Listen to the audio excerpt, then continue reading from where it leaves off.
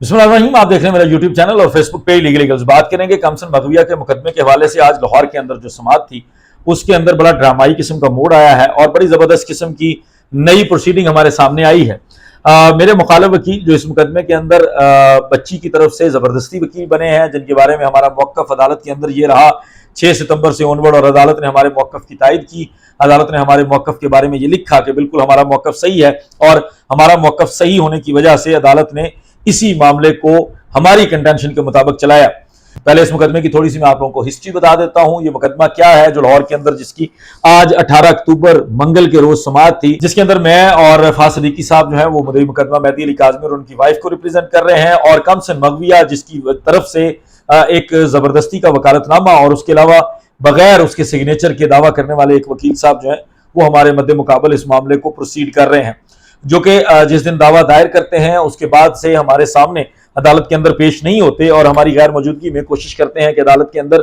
खुद या मुंशी के जरिए हाजिरी करवा ली जाए, किसी जूनियर के जरिए हाजिरी करवा ली जाए, और ये मामला लाहौर के अंदर चल रहा है। 6 सितंबर को पहली दफा हम इस मामले के अंदर पेश हुए और हमने अदालत के सामने ये सवाल उठाया कि हजूर ये मामला काबिल समाअत नहीं है। एक तो ये आप लोगों की जुरिस्डिक्शन नहीं बनती, आप लाहौर के अंदर बैठे हैं, मामला कराची का है, बच्ची कराची के अंदर मौजूद है, और जब बच्ची कराची के अंदर मौजूद है तो आप इसके अंदर प्रोसीड नहीं कर सकते। सेकेंडली, बच्ची माइनर है, बच्ची को 10 रुकनी मेडिकल बोर्ड ने माइनर डिक्लेयर किया है। पाकिस्तान के किसी भी सूबे का, किसी भी शहर का कानून इससे मुख्तलिफ नहीं है। और उसके बाद सिंध हाई कोर्ट की 21 जुलाई की जजमेंट भी ये कहती है कि जनाब ये जो माइनर बच्ची है, ये बच्ची माइनर मेडिकल बोर्ड के फैसले के बाद हुई है, बच्ची अपने अच्छे बुरे का फैसला नहीं कर सकती, लिहाजा बच्ची को कराची मुंतकिल कर दिया जाए और बच्ची को वालिदैन के शहर के अंदर अपने घर के करीब रखा जाए। चूंकि बच्ची दाता दरबार में रुल रही है, बच्ची रिश्तेदारों के घर में रातें गुजार रही है, बच्ची के सर पे छत नहीं है, क्योंकि बच्ची की तरफ से लाहौर के अंदर ये कंटेंशन आई थी। बच्ची ने अदालत के अंदर पेश होकर कहा था कि जी मेरे ऊपर जुल्म हो रहा है, मेरे खावंद ने जो है ना वो मेरा उसके साथ झगड़ा हो गया और मैं दाता साहब रह रही हूँ या मैं किसी रिश्तेदार के घर रात गुजार चुकी हूँ, लिहाजा मुझे दारुल-मान भेज दें ताकि मैं महफूज रह सकूं।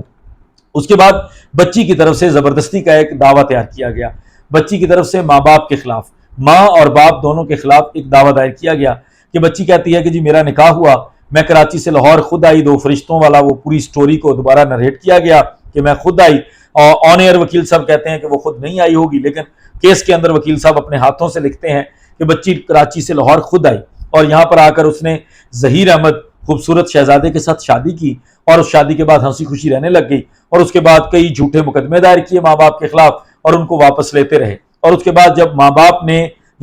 ने ट्रेस कर लिया, माँ बाप को इदारों ने मदद की, माँ बाप को अदालतों ने मदद करते हुए बच्ची को ट्रेस कर लिया, तो उसके बाद ये इवेंट्स हुए, वो सारे इवेंट्स बताए गए। खामद जो है वो मुबैना तौर पर, जो बच्ची की तरफ से लिखा गया कि मेरे खामद को कराची जाना पड़ गया, और इस तरह की सारी बातें लिखने के बाद वो ये कहती हैं कि अब मेरा मौक़िफ़ ये है कि अदालत हजूर के अंदर आने का मकसद ये है कि अदालत मेरे वालिदैन को हुक्म दे दे कि वो मेरे निकाहनामे को तस्लीम कर लें। जिस पर हमने जब अदालत के सामने ये मामला रखा कि माइनर है, साइन नहीं है पूरे दावे के अंदर, मैं आपको फिर बता रहा हूँ, पूरे दावे के अंदर, पूरे मुकदमे के अंदर बच्ची के कोई सिग्नेचर नहीं है। एक वकालतनामा जो किसी यूट्यूबर की वसातत से साइन करवाया गया, उसके अलावा कुछ नहीं था बच्ची के नाम से उस मुकदमे के अंदर। अदालत हैरान भी हुई और अदालत ने कहा कि बिल्कुल इसी मामले के ऊपर पहले सुना जाएगा कि यह मामला काबिल पेशरफ्त है या नहीं, इसकी समाअत लाहौर के अंदर हो सकती है या नहीं। उसके बाद एक और तारीख हुई जिसके अंदर वकील साहब ने हमारी गैर मौजूदगी में खेल खेला, लेकिन उसके बाद वकील साहब फिर गायब हो गए। उसके बाद 8 अक्टूबर के लिए मामला फिक्स था। जब हम अदालत में पहुंचे तो पता चला जज साहब दोबारा छुट्टी पर हैं, और जज साहब की छुट्टी की वजह से यह मामला 18 अक्टूबर के लिए फिक्स हुआ। 18 अक्टूबर को आज के दिन जो प्रोसीडिंग हुई, पूरा दिन सिर्फ मुंशी की हाजिरी के ऊपर दूसरी साइड से कोई नहीं आया। जब अदालत का वक्त खत्म हो रहा था तो एक नई दरखास्त हमारे सामने आई है।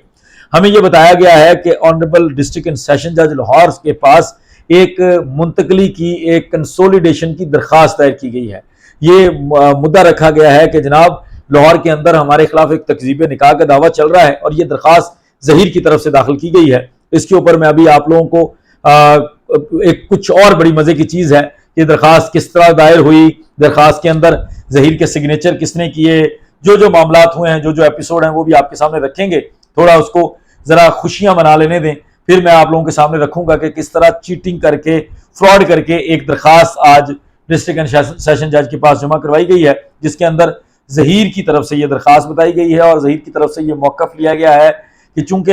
मेरा निकाह तकजीब करवाने के लिए, झुटलाने के लिए, ख़त्म करवाने के लिए, निकाह को सिरे से ना मानने वाले मेरे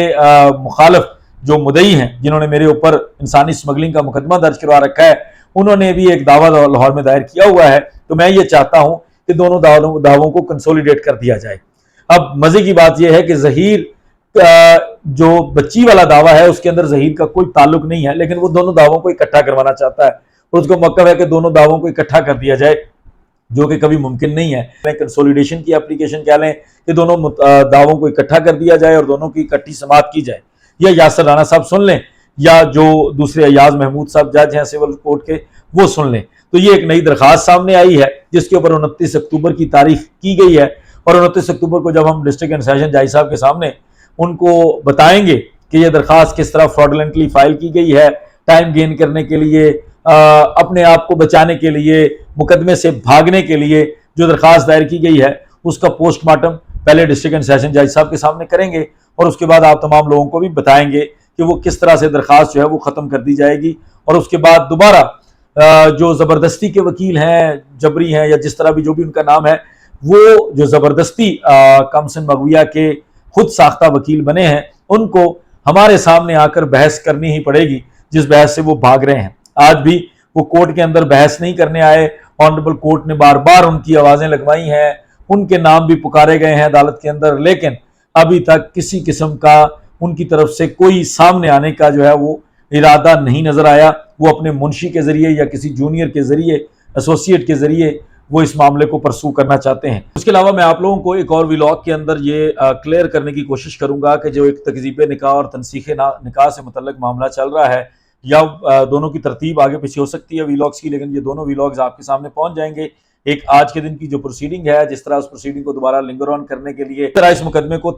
इसके अंदर ताखीर करने के लिए और किसी तरह ये मुकदमा जो है वो जिंदा रखने के लिए अदालत के अंदर आए बगैर कई किस्म के ताखीरी हरबे इस्तेमाल किए जा रहे हैं। अब चूंकि इस मामले के अंदर अदालत की तरफ से 6 सितंबर के बाद बड़ा क्लियरली ये बता दिया गया है कि यह मामला काबिल पेशरफ्त होने के ऊपर समाअत में रख रहा हूँ। अदालत ने यह बड़ा क्लियर किया है कि अभी तो इस मामले का फैसला होना है, इस बात को तय करना है कि यह मामला लाहौर के अंदर चल भी सकता है या नहीं, इस मामले की समाअत मेरी अदालत के अंदर हो भी सकती है या नहीं। पहले मैं ये चीज़ का फैसला करूंगा और उसके बाद अगली चीज़ों में जाऊंगा कि इस मामले के अंदर क्या है क्या नहीं है। किसी चीज़ को, मेरिट्स को साइड पर रखते हुए ऑनरेबल कोर्ट ने ये बड़ा क्लियरली कहा है कि अभी तो मेरे सामने यही मामला सिर्फ काफ़ी है कि अगर बच्ची माइनर है तो उसका कोई वकील कैसे हो गया, अगर बच्ची ने सिग्नेचर नहीं किए तो वो दावा कैसे दायर हो गया, अगर बच्ची यहाँ पे अवेलेबल नहीं है, कराची के अंदर है, तो इस जगह पर ये सारी प्रोसीडिंग कैसे चल रही है। जब आप लोग मुझे इस चीज़ पे सेटिस्फाई कर देंगे, आप लोगों से मुराद हमारी तरफ से बहस कर दी गई है और अदालत ने हमारी बातों से एग्री करते हुए